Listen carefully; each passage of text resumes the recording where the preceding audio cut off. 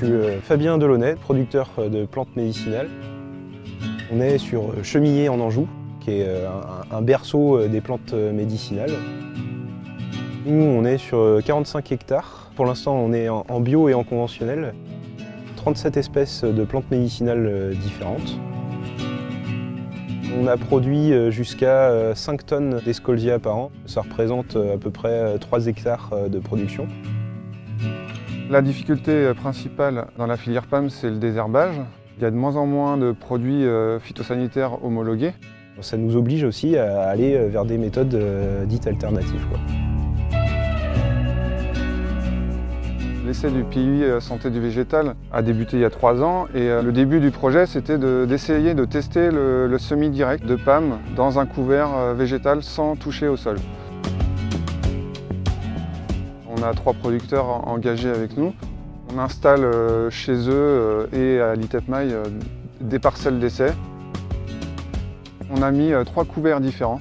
Un couvert de trèfle annuel, le même couvert associé à de la moutarde blanche pour limiter le salissement de ce couvert, et un 3e couvert composé de févrole, seigle fourragé et facélie.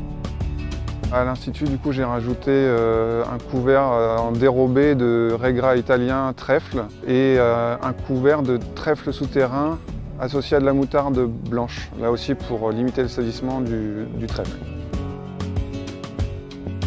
Les trèfles annuels sont encourageants parce qu'ils ont la capacité à pousser très fortement et couvrir tous les adventices juste avant le semis.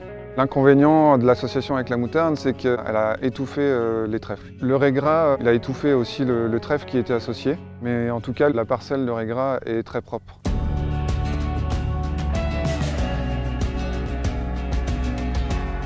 Ce qui est important, c'est de semer tôt. On l'a vu chez certains producteurs qui sont souvent débordés de travail et qui installent trop tardivement leurs couverts parce qu'ils ont d'autres récoltes à faire. Ici, on a semé les couverts fin août. C'est là que ça a le mieux marché, quoi. On a tendance à ne pas considérer le couvert comme une culture à part entière, ce qui fait qu'on ne va pas forcément l'arroser, on ne va pas forcément mettre d'énergie dessus. Il faudrait vraiment qu'on fasse un peu plus attention à ça pour laisser plus de chance au couvert de prendre le dessus, quoi. Le semis direct est une technique intéressante, mais du coup très compliquée à mettre en place pour la plante médicinale, du fait du panel d'espèces qu'il peut y avoir. Donc sur certaines espèces, ça peut fonctionner, mais on a encore beaucoup de travail à faire, quoi.